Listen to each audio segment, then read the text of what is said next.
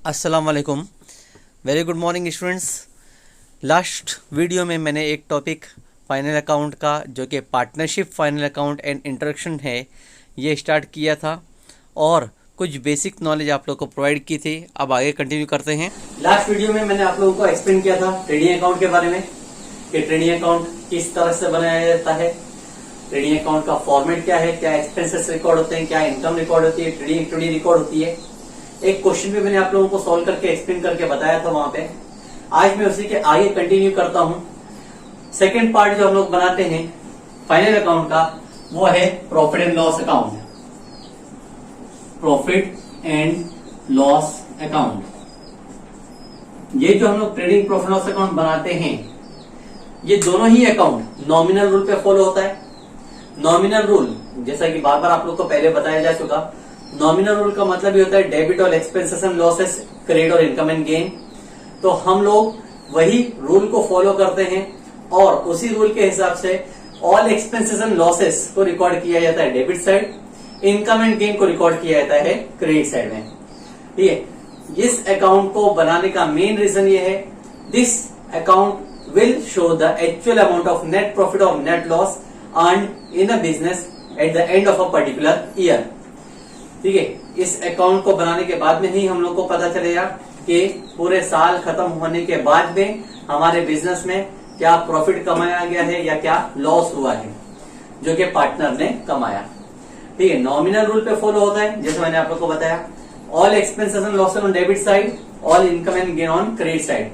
तो मैं यहाँ पे एक फॉर्मेट बना के देता हूँ आप लोगों को, शॉर्ट में पूरा एक्सप्लेनेशन आप लोगों को एक इमेज सेंड करूंगा इसी वीडियो में, उसमें दिया जाएगा। ठीक है, लेकिन फिर भी एक तरीका मैं आप लोगों को बता देता हूं कि प्रॉफिट एंड लॉस अकाउंट बनाने का तरीका इस तरह से होता है कि हम लोग सेम 2 रुपीज के कॉलम के साथ में बनाएंगे, particular rupees debit side as well as credit side.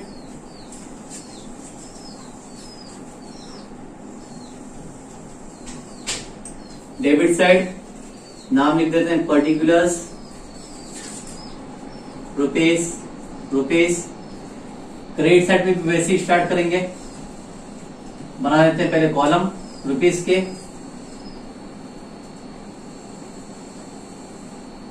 ठीक है, पर्टिकुलर्स रुपीज। इस तरह से मेरा पूरा फॉर्मेट तैयार किया जाएगा profit loss account debit side as well as credit side. अब इस अकाउंट में रिकॉर्डिंग जो होती है तो रिकॉर्डिंग करने के टाइम पे हम लोग सबसे पहले स्टार्टिंग की एक लाइन ब्लैंक रखेंगे। वो ब्लैंक इसके लिए क्योंकि ट्रेडिंग अकाउंट में जो भी बैलेंस बचता है ग्रॉस प्रॉफिट या ग्रॉस लॉस वो ट्रांसफर हम लोग को प्रॉफिट लॉस अकाउंट में करना पड़ता है। अगर ग्रॉस प्रॉफिट है ट्रेडिंग अकाउंट का डेबिट साइड था तो हम लोगों को यहाँ पे लिखना पड़ता है credit side by gross profit brought down. और इन केस ग्रॉस लॉस है तो gross loss normally credit side में होता है ट्रेडिंग अकाउंट में, तो क्रेडिट साइड का अपोजिट हम लोग को डेबिट में लिखना पड़ेगा, to gross loss brought down. शुरुआत में हम लोग को ग्रॉस प्रॉफिट ग्रॉस लॉस के लिए एक लाइन ब्लैंक छोड़ना ही है। अब बाकी सब एक्सपेंसेस यानी बिजनेस के सारे एक्सपेंसेस को रिकॉर्ड करेंगे हम लोग डेबिट साइड में और इनकम को रिकॉर्ड करेंगे क्रेडिट साइड में। एक्सपेंस और इनकम अलग अलग चीजें हैं तो रिकॉर्डिंग करना है नॉमिनल रूल पे, जैसा मैंने आप लोग को एक्सप्लेन किया, डेबिट और expense and loss, in credit और इनकम एंड गेन। तो जो भी एक्सपेंस है, कुछ एग्जांपल में बताऊं, जैसा कि सैलरी एक्सपेंस है डेबिट में लिख दिया, रेंट एक्सपेंस है, प्रिंटिंग एंड स्टेशनरी एक्सपेंस है और एडवर्टाइजमेंट एक्सपेंस है,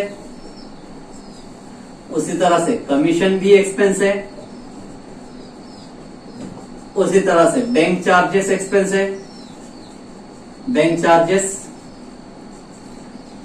इंटरेस्ट पे करना वो भी एक्सपेंस है, इंटरेस्ट पेड, डोनेशन एक्सपेंस है, डेप्रिसिएशन निकालना वो भी एक तरह का एक्सपेंस है, लॉस है। तो ये सारी चीज में से कुछ एक्सपेंसेस मैंने यहाँ पे बताया है कि जो भी एक्सपेंस आएंगे बिजनेस के, सारे एक्सपेंस को मैं रिकॉर्ड करूंगा ऑन डेबिट साइड। उसी तरह से कोई भी अगर इनकम आती है, कोई भी इनकम, जैसा कि डिस्काउंट रिसीव्ड मिल रहा है, डिस्काउंट रिसीव्ड, इनकम है क्रेडिट में लिखेंगे। रेंट रिसीव्ड, इनकम है क्रेडिट में लिखेंगे। इंटरेस्ट रिसीव्ड है, इंटरेस्ट हम लोग को मिल रहा है, वो भी इनकम है। Profit on sale of asset, कोई एसेट बेच दिया, उसके ऊपर प्रॉफिट हुआ है, वो भी सेल ऑफ एसेट, वो भी इनकम है। इस तरह से हम लोग रिकॉर्ड करेंगे डेबिट और एक्सपेंस एंड लॉस, क्रेडिट और इनकम एंड गेन। जितने भी एक्सपेंस थे वो सारे एक्सपेंस को मैंने रिकॉर्ड कर दिया है डेबिट साइड में। जितनी भी इनकम थी वो सारी इनकम को रिकॉर्ड कर दिया है क्रेडिट साइड में। ठीक है, अब इसको टैली करेंगे। तो टैली करने पर जरूरी नहीं है कि हमेशा डेबिट बैलेंस ज्यादा रहेगा या हमेशा क्रेडिट बैलेंस ज्यादा रहेगा।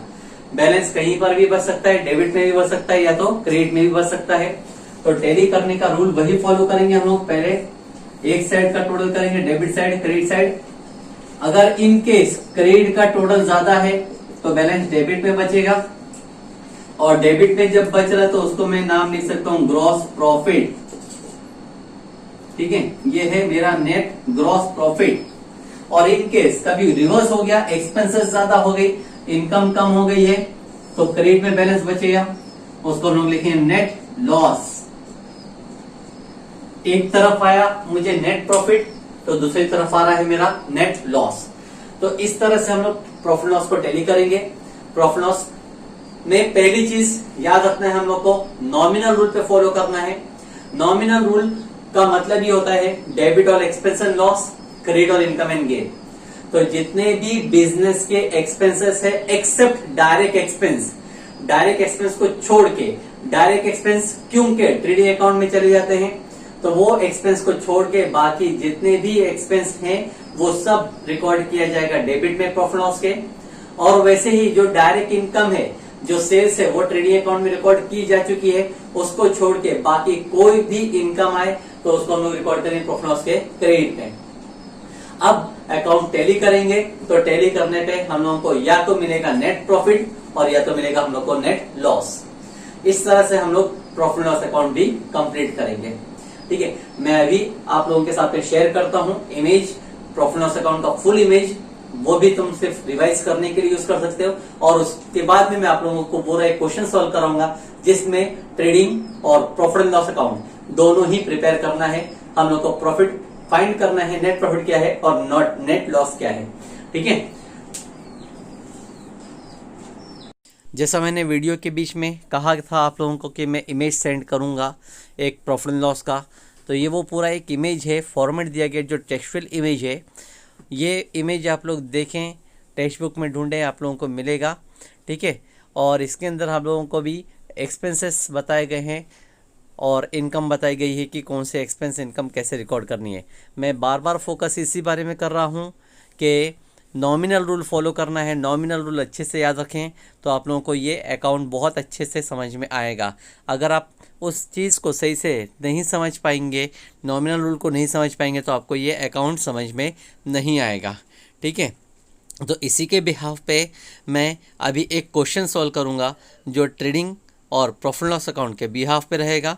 तो क्वेश्चन कुछ इस तरह से है कि from the following information prepare trading account for the year ending on 31 मार्च 19। हम लोगों को trading account and profit loss account बनाने का है। प्रॉफिट लॉस लिखा नहीं, लेकिन प्रॉफिट लॉस अकाउंट भी बनाने का है, जिसमें कहा गया है opening stock, purchase, purchase return, sales, sales return, wages, carriage, royalty, telephone, electricity, commission, salaries, bad debts, import duty, custom duty, factory electricity, factory rent, motive power, octroi, rent, insurance, repairs, advertisement, discount received और interest. ठीक है, ये जो अभी हम लोग को information दिया गया है, इसमें बहुत सारी इन्फॉर्मेशन फीड की गई है, एक्सपेंसेस है, इनकम है, लेकिन सब जगह की मिक्सअप है, यानी ट्रेडिंग अकाउंट और प्रॉफिट लॉस अकाउंट के बारे में दोनों चीज़ मिक्सअप करके दी गई है। तो हम लोगों को सॉल्यूशन करने के टाइम पे दोनों को बाइफरकेशन करना है, बाइफरकेट करके बताने का है कि ट्रेडिंग अकाउंट में क्या आएगा और प्रॉफिट लॉस अकाउंट में क्या आएगा। एडिशनल इन्फॉर्मेशन, एक इन्फॉर्मेशन दी गई है, closing stock was valued at ₹27,500। Closing stock के बारे में भी इंफॉर्मेशन है 27,500। इसका भी इफेक्ट हम लोग को पास करना पड़ेगा। सबसे पहले तो मैं एक फॉर्मेट तैयार कर लेता हूँ ट्रेडिंग अकाउंट का। वो ट्रेडिंग अकाउंट का फॉर्मेट इस तरह से रहेगा। In the books of partnership firm trading account for the year ending on 31 March 19, debit side particular rupees, credit side भी पर्टिकुलर रुपीज। ये फॉर्मेट डिपेंड करता है। नॉर्मली मैं 1 पेज का बना लेता हूँ। Second, profit and loss account भी बनाता हूँ नेक्स्ट पेज पे, प्रॉफिट एंड लॉस भी बनाऊंगा नियरली 1 पेज का। ठीक है, ये दोनों 1-1 पेज का बना लेता हूँ। और फिर जो कंपलसरी चीजें हैं वो लिख के भी रख लेता हूँ, जैसा कि ओपनिंग स्टॉक, उसके बाद में आता है परचेस, और परचेस के नीचे लिखना होता है माइनस रिटर्न्स। रिटर्न्स में नाम पूरा लिखता हूं मैं, return inward, sorry return outward. उसी तरह से सेल्स में भी, क्रेडिट साइड में भी लिख के रखता हूँ पहली लाइन में बाय सेल्स, सेल्स के नीचे लिख के रखूँ माइनस रिटर्न इनवर्ड। इतनी चीजों को नाम लिख के रखा है मैंने। अब जो क्वेश्चन है उसका सॉल्यूशन करता हूं मैं। सबसे पहला नाम हमको ओपनिंग स्टॉक दिया गया था 25,000, ओपनिंग स्टॉक को लिखता हूँ 25,000। परचेज दिया गया था 35,000, तो परचेज के सामने लिखूंगा 35,000। रिटर्न, परचेज रिटर्न के नाम पे है 2,000, तो परचेज के रिटर्न्स में से लिख दिया 2,000। 35 माइनस 2 करूंगा तो बचेगा 33,000। सेल्स कहा गया है तो सेल्स तो क्रेडिट में आता है, सेल्स में लिखेंगे इनर कॉलम में 70,000। रिटर्न्स दिया गया 3,000, 70 माइनस 3 करेंगे तो बचेगा 67,000। उसके बाद में कहा गया है वेजेस, वेजेस एक्सपेंस है, डेबिट में आएगा, तो मैं परचेस के नीचे लिखूंगा 2 वेजेस, वेजेस का अमाउंट है 3,500। कैरेज, कैरेज भी एक्सपेंस है, सॉरी पर्टिकुलर्स में आना चाहिए, 2 कैरेज, कैरेज का अमाउंट दिया गया है 1,000। कैरेज के बाद है रॉयल्टी, रॉयल्टी भी ट्रेडिंग अकाउंट में ही आता है, रॉयल्टी जिसका अमाउंट कहा गया है 2,500। टेलीफोन एक्सपेंस बोला है 1,000, तो टेलीफोन एक्सपेंस ट्रेडिंग में नहीं आता, टेलीफोन एक्सपेंस आता है प्रॉफिट एंड लॉस में। प्रॉफिट एंड लॉस में लिखूंगा 2 टेलीफोन, जिसका अमाउंट दिया गया है 1,000। टेलीफोन के बाद में है इलेक्ट्रिसिटी, इलेक्ट्रिसिटी भी एक्सपेंस है लेकिन प्रॉफिट एंड लॉस में आएगा, इनडायरेक्ट एक्सपेंस है इलेक्ट्रिसिटी, जिसका अमाउंट कहा गया है इलेक्ट्रिसिटी का 500। कमीशन, कमीशन भी एक्सपेंस है लेकिन इनडायरेक्ट, इसलिए प्रॉफिट लॉस में आएगा। कमीशन, कमीशन का अमाउंट है 1200, 1,200। सैलरीज अगेन एक्सपेंस है, डेबिट में आएगा 2 सैलरीज, सैलरीज का अमाउंट दिया है 600। बेड डेब्स एक्सपेंस है, डेबिट में आएगा, बेड डेब्स अमाउंट कहा गया है 200। नेक्स्ट उसी के बाद में इंपोर्ट ड्यूटी दिया हुआ है, इंपोर्ट ड्यूटी ट्रेडिंग का एक्सपेंस है, ट्रेडिंग में लिखेंगे डायरेक्ट एक्सपेंस है ये इंपोर्ट ड्यूटी, जिसका अमाउंट है 6,000। कस्टम ड्यूटी अगेन एक्सपेंस है, डेबिट में आएगा, कस्टम ड्यूटी जिसका अमाउंट दिया गया है 4,000। फैक्ट्री इलेक्ट्रिसिटी अगेन एक्सपेंस है, डेबिट में आएगा, फैक्ट्री इलेक्ट्रिसिटी फैक्ट्री के नाम पे है इसलिए ट्रेडिंग में गया है। फैक्ट्री इलेक्ट्रिसिटी का अमाउंट है 1,200। फैक्ट्री रेंट, फैक्ट्री का ही एक्सपेंस है, फैक्ट्री का रेंट इसलिए आएगा ट्रेडिंग में, फैक्ट्री रेंट जिसका अमाउंट दिया गया है फैक्ट्री रेंट का 800। Next motive power, power is use in factory, तो मोटिव पावर भी फैक्ट्री में आएगा। मोटिव पावर जिसका अमाउंट है 250। ऑक्ट्रॉय, ऑक्ट्रॉय भी एक्सपेंस है, वो भी ट्रेडिंग में ही आएगा। 2 ऑक्ट्रॉय जिसका अमाउंट कहा गया है 750। ऑक्ट्रॉय के बाद में रेंट कहा है, रेंट कहाँ का है क्लियरली बोला नहीं है, तो हम लोग उसको लिखेंगे प्रॉफिट एंड लॉस में 2 रेंट। और रेंट का अमाउंट जो क्वेश्चन में दिया गया है अमाउंट है 200, सॉरी ऑक्ट्रॉय का था 2, मोटिव पावर 250, ऑक्ट्रॉय 750। अच्छा रेंट का अमाउंट है 200। रेंट के बाद में इंश्योरेंस है, इंश्योरेंस भी एक्सपेंस है लेकिन प्रॉफिट एंड लॉस में आएगा, इनडायरेक्ट एक्सपेंस है इंश्योरेंस जिसका अमाउंट है 600। रिपेयर्स कहा गया है एक्सपेंस है, प्रॉफिट एंड लॉस में ही आएगा 2 रिपेयर्स और अमाउंट कहा गया है 350। एडवर्टाइजमेंट, एडवर्टाइजमेंट भी एक्सपेंस है, डेबिट में आएगा। एडवर्टाइजमेंट, एडवर्टाइजमेंट का अमाउंट दिया गया है 650। डिस्काउंट रिसीव्ड, डिस्काउंट रिसीव्ड हो रहा है मतलब इनकम है, इनकम की चीजों को क्रेडिट में लिखना पड़ेगा। Bye discount received,